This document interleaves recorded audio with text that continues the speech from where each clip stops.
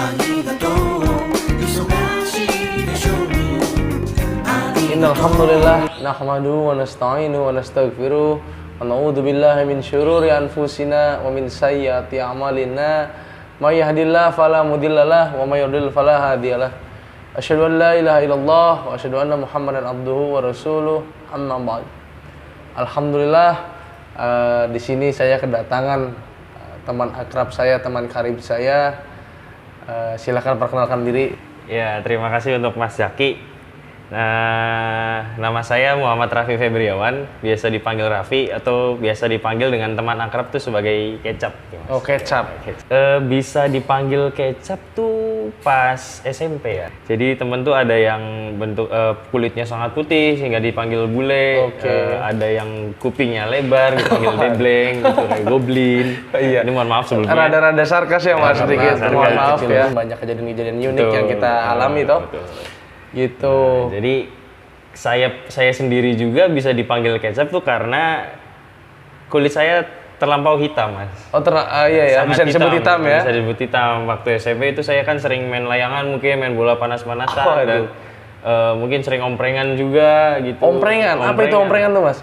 Omprengan tuh menaiki sebuah mobil angkutan yang kayak pick up, mobil bak kosong tuh, bak kayak mobil semen, kayak mobil bak itu saya menaiki itu. Kadang untuk jalan pulang kan saya dari sekolah saya SMP ke rumah saya itu lumayan jauh Mas. Jadi kadang untuk uang ongkos angkotnya aja habis. Jadi kemudian saya untuk alternatif pulangnya saya naik omprengan itu. Waduh. Kayak anak-anak punk in love ya, punk in street ya Mas. Gitu. Luar biasa. Ini pengalamannya Mas Kecap ini luar biasa. Alhamdulillah sekarang sudah kembali pada jalan yang benar. Alhamdulillah.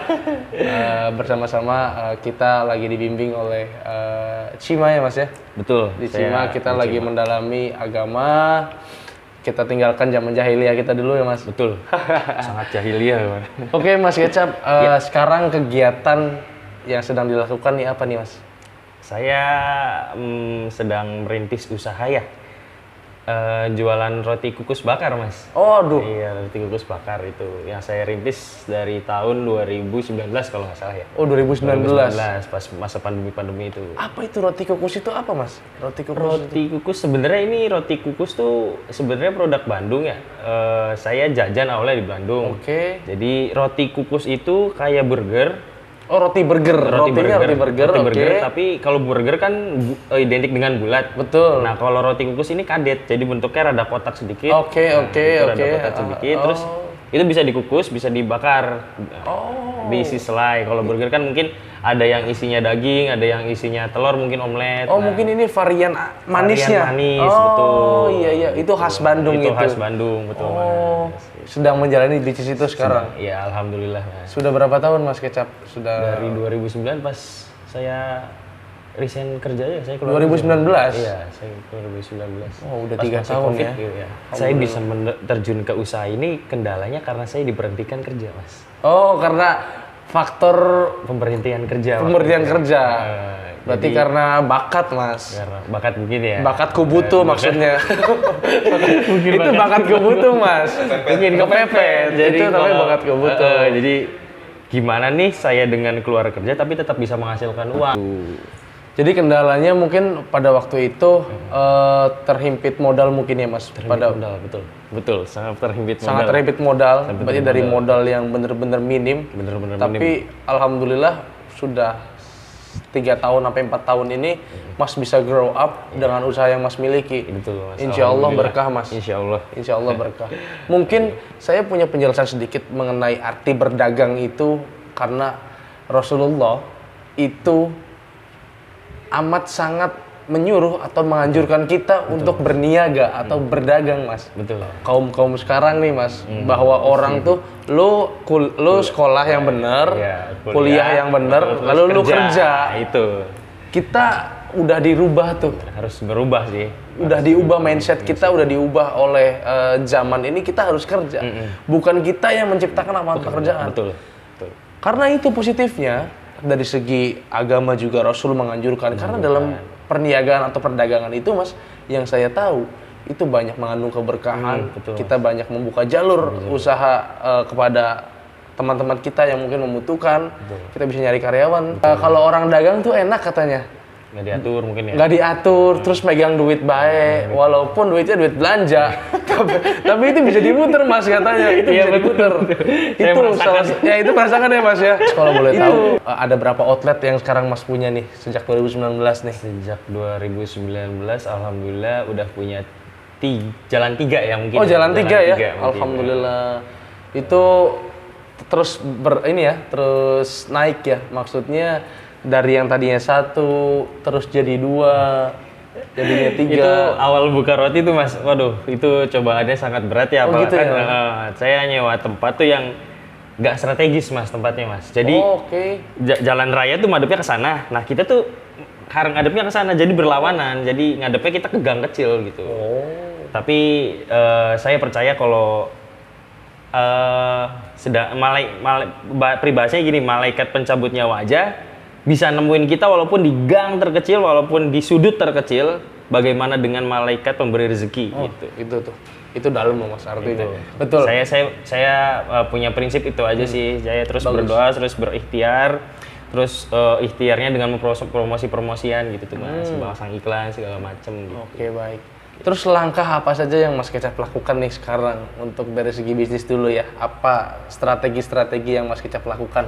Pertama doa ya Mas. Itu doa. Kedua minta ridho orang tua, sama sekarang kan saya udah punya istri, minta ridho orang tua, minta ridho istri. Alhamdulillah. Terus yang ketiga, terus membuat produk dan kualitas yang terbaik. Jangan sampai kita ngurangin kualitas dengan rotinya kecil atau selainnya disedikitkan untuk meraup keuntungan yang banyak. Tapi saya tidak memakai itu. Berarti jaga standar ya Mas ya? Jaga standar ya? Jaga standar. Betul Mas. Kalau orang mungkin jual nasi goreng itu, kita harus konsisten dengan bumbu mungkin. Kalau kita di nasi goreng atau di mie goreng gitu. Jadi harus konsisten. Lalu apa lagi Mas? Strategi trik marketing yang lainnya? Strategi mungkin saya dengan media sosial ya Mas. Media sosial. Itu pasti. Kan sekarang udah zamannya digital gitu. Untuk saya coba masukin ke jasa jasa pesanan online gitu. Saya masuk ke jasa pesanan online gitu. Di GrabFood, GoFood mungkin gitu. Alhamdulillah itu sangat membantu banget Mas. Mungkin pada awal-awalnya saat pandemi waktu itu kan bisa dibilang WFH waktu itu, terus bahasanya tuh lockdown gitu kan. Jadi orang-orang memesan lewat situ. Jadi mungkin diangkatnya lewat situ. Banyak orang waktu itu di WFH ya Mas ya. Mungkin dari situ mungkin untuk pedagang online seperti yang Mas Kecap lakukan itu merupakan sebuah keuntungan mungkin Mas. Betul. Memang karena pada saat saya tahu sendiri di daerah rumah saya itu orang-orang rata-rata itu tidak boleh berdagang di atas jam 8 malam. Itu sudah diusir semua kan. Wah, betul-betul saya melihat kasihan sekali pedagang-pedagang pada saat itu. Dengan lockdown waktu itu kan kita dengan pesanan online kita bisa dibuka di rumah Mas. Oke. Dengan tidak membuka di jalan, terus dengan... Tapi sorry, itu nggak didatangi sampai Satpol PP itu kalau buka di rumah? Karena kan itu rumah kita ya, maksudnya nggak nyampe sih. Nggak nyampe ya? Waktu itu alhamdulillah untuk Grab dan Gojek, GrabFood dan GoFood itu udah nerapin physical distancing sih untuk segi kebersihan. Iya. Udah lebih aware terhadap aware sama karena nanti saya doakan mudah-mudahan usaha Mas Kecap ini makin lebih meningkat. Oke Mas. Saya juga perlu tahu nih Mas Zaki sedang kayaknya dengan kemarin saya lihat story postingan Mas Zaki sedang merintis usaha juga ya Mas ya. Kalau saya boleh tahu, usaha apa Mas yang lagi di itu ini Mas? Kalau saya itu kebetulan sama aja, kurang lebih seperti yang Mas Kecap ceritakan tadi di awal. Pada saat itu saya keluar sekolah karena saya di situ cuman punya uang sebesar 300.000 Mas. 300.000? Pada saat itu. Saya sebenarnya disuruh kuliah nih. Pada waktu saya lulus sekolah, saya disuruh kuliah. Maaf, potong kuliahnya masih sampai sekarang tapi? Kuliah masih lanjut, lanjut. Jadi waktu itu pada saat mau kuliah, saya karena mikir, aduh uang jajan kalau dikasih orang tua terus kan kecil, terus kita nggak bisa beli bensin, kita nggak bisa beli keperluan lain toh. Akhirnya saya muter otak gimana, akhirnya saya punya duit. Kayaknya saya nyobain deh iseng-iseng mau dagang, cuma dagang apa ya? Akhirnya terbesit lah karena waktu itu saya suka bikin mie mas, olahan mie instan. Saya coba masak-masak gitu. Nggak ada kemampuan apapun, saya coba-coba aja. Saat itu saya izin ke orang tua, saya bilang, mah saya mau dagang, saya bilang. Wah udah kamu kuliah aja dulu yang bener. Orang tua kan pasti begitu mas. Udah kamu kuliah dulu yang bener, baru kerja, terus barulah mikir dagang apa segala macam. Saya bilang enggak, saya nggak minta modal, saya nggak minta apapun dari mama. Yang saya minta restu, saya minta ridho, saya minta didoakan sama mama. Mudah-mudahan usaha yang saya jalan ini, saya mau ikhtiar mudah-mudahan menjadi sesuatu yang beda gitu. Seenggak-enggaknya saya bisa jalan sendiri tanpa harus minta ke mama, saya bilang gitu. Akhirnya saya nekat mas, dengan uang 300.000 itu, saya beli Indomie sedus, saya beli bahan-bahan yang lainnya. Dan uniknya, saya pakai peralatan di rumah mas. Saya pakai kompor, saya bilang mah pinjam kompor di rumah. Saya pinjam spatulanya, saya pinjam ininya. Pokoknya barang-barang di rumah saya keluarin, saya dagang depan rumah mas. Oh depan rumah? Depan rumah saya dagang, karena kebetulan rumah saya itu berada di pinggir jalan mas. Berada di pinggir jalan utama gitu. Saya coba deh. Udah gitu saya coba sehari gitu. Oh alhamdulillah itu antusias dari kebetulan waktu perdana dagang itu tetangga ya mungkin ya. Tetangga ngelihat kan ini apa nih? Karena saya itu dikenal di situ sebagai anak yang nakal kan. Anak yang nakal nggak bisa diatur ngelawan apalah pokoknya yang jelek-jelek itu ke saya pokoknya. Itu mah masa lalu kan. Iya. Akhirnya tetangga penasaran antusias mulai itu rame. Sehari, 2 hari, 3 hari. Itu baru lulus sekolah langsung dagang, habis daftar kuliah berarti itu? Mau daftar kuliah. Oh baru mau daftar kuliah. Gitu. Akhirnya kuliah mah tetap saya ikuti apa kata orang tua saya, tetap cari ridho orang tua karena orang tua mau senengnya saya kuliah. Iya, benar, saya coba ikutin sok mama maunya kuliah, udah saya kuliah. Cuma saya ambil dagang. Saya bilang saya ambil dagang kan pagi saya kuliah, sorenya saya dagang. Gitu saya bilang. Terus sehari 2 hari saya lanjut ya mas, saya sehari 2 hari dagang rame. Akhirnya orang tua juga ngeliat saya kan dagang hujan-hujanan mas di gerobak. Saya nggak ada atap, nggak ada apa. Saya hujan-hujanan, ngoseng-ngoseng, mungkin orang tua ngeliat kasihan juga. Akhirnya saya di depan rumah itu punya lahan sekitar 3 meter lah ke depan, punya lahan kecil sedikit. Itu karena orang tua kasihan ngelihat saya kehujanan, keanginan gitu kan. Terus ngelihat usaha saya juga mungkin maksudnya, kok ini anak mau ya, kok apakah serius ta gitu. Akhirnya mama saya nanya pada waktu itu, kamu serius nih mau dagang? Saya bilang ya serius, kalau nggak serius saya ngapain dagang kan mas, saya bilang. Udah gitu, ya sudah, nih mama mau bikinin namanya kanopian, atap itu mas. Saya mau bikin atap-atap dari bahan-bahan bekas aja, beli kayu, terus seng-sengnya seng bekas. Mama saya memodali untuk itu, bikin itu, saya makin semangat dong mas dari situ. Ya, alhamdulillah. Makin semangat. Usaha yang saya jalani adalah mie get mas. Oh, yang olahan mie. Karena olahan mie itu peluang di situ. Akhirnya setelah itu saya makin semangat dagang karena udah dibikinin kanopi itu sama orang tua saya mas. Iya, makin semangat dan alhamdulillah nggak terasa mas, sampai sekarang saya udah di 4 tahun jalan, 5 tahun jalan. Oh, alhamdulillah. Dan saya alhamdulillah udah punya 4 tempat di Cirebon, 4 titik di Cirebon. Untuk skala kecil aja sih mas sebetulnya. Bisa diinformasikan mas tempat titiknya? Boleh. Untuk sahabat Risalah Muslimun nanti yang mau mampir ke gerai saya punya beberapa titik miget di Cirebon. Yang pertama di Taman Kalijaga mas, di Perumnas.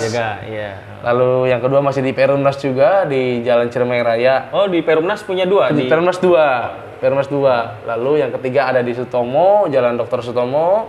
Dr. Sutomo ya, Kesambi. Kesambi. Yang keempat ada di Kesepuan mas, Jalan Kesepuan. Di alun-alun ya? Alun-alun, dekat alun-alunnya mas di situ. Jadi untuk warga Risalah Muslimun barangkali nanti mampir ke Cirebon. Lalu ada lagi mas yang saya sedang jalani, saya rencana ini mau grand opening di kampung. Buka lagi? Mau buka lagi insya Allah, saya minta doanya. Yang kelima. Oh, yang kelima. Yang kelima. Saya sekarang lagi proses di STTC mas, Sekolah Tinggi Teknologi Cirebon. Jalannya? Itu jalan di jalan evakuasi mas. Oh, BPJS. Kantor pajak. Kantor pajak. Kantor pajak sebelahnya itu mas. Iya. Itu di situ ada kopi cangkir. Di belakangnya itu ada kopi cangkir, ada coffee shop. Tapi kita bisa merasakan, oh iya, saya itu pertama punya 1, tiba-tiba 2, tiba-tiba 3, berlanjut lagi terus aja. Itu kalau kita sadari, itu merupakan karunia Allah mas. Gitu. Dan yang intinya adalah jujur mas. Itu adalah rumus kehidupan. Itu yang saya punya. Itu yang saya lakukan hingga saat ini. Saya tidak mau mengambil hak orang walau hanya sedikit pun. Kita harus jujur karena Rasulullah pun sudah menganjurkan apapun yang kita lakukan, apalagi jual beli, itu harus amat sangat kita junjung tinggi kejujuran. Sekian obrolan yang kita bincang-bincang ya Mas Raffi, mudah-mudahan ada faedah, ada manfaat di obrolan kita kali ini. Dan sungkan-sungkan main ke warung saya, warga Risalah Al Muslimun, ditunggu kedatangannya, mudah-mudahan bisa berjumpa dengan saya di Cirebon nanti. Rabbana atina fid dunya hasanah wa fil akhirati hasanah wa qina azabannar. Assalamualaikum warahmatullahi wabarakatuh.